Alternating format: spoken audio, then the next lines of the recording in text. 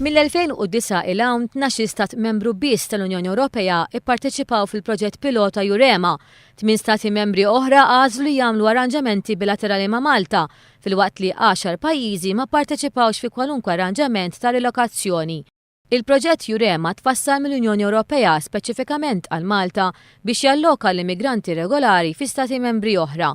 Madankollu dan il-proġett qed jitqies bħala falliment, hekk kif ħafna pajjiżi jħossu li l-problema tal-immigrazzjoni illegali mhix responsabilità tagħhom li jġorru parti mill-problemi li l-immigrazzjoni qed iġġib fuq pajjiżi oħra iżgħar. Mill-2005 l-isforzi ta' rilokazzjoni mill-Unjoni Ewropea s'issa permetta madwar 690 persuna li applikaw għall-ażil f'Malta li jiġu rilokati f'pajjiżi oħra. Iżda dan mhux biżżejjed għal pajjiżna. Din is-sena biss daħlu iktar minn 1500 immigrant irregolari fi xtutna.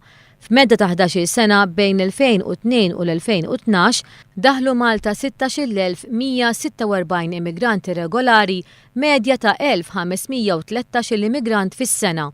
Fl-ewwel fażi tal-proġett Jurema minn 227 posta rilokazzjoni, il-Ġermanja kienet il-pajjiż li aċċettat l-iktar immigranti regolari, 102 immigrant fl-2011, segwita minn Franza b'95 immigrant u l-Ingilterra li aċċettat 10 immigranti biss.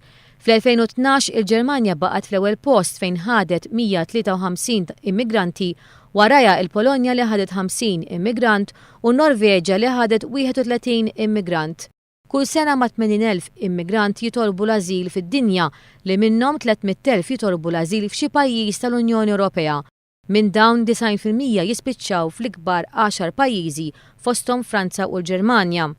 Madankollu l-iktar pajjiżi li jirċievu applikazzjonijiet għall-ażil fost l-immigranti huma pajjiżi żgħar fosthom Malta u l-Greċja. Skont statistika tal-Uffiċċju Nazzjonali tal-Istatistika, mis-sena 2002 l-hawn kien hawn 14,754 applikazzjoni għal protezzjoni.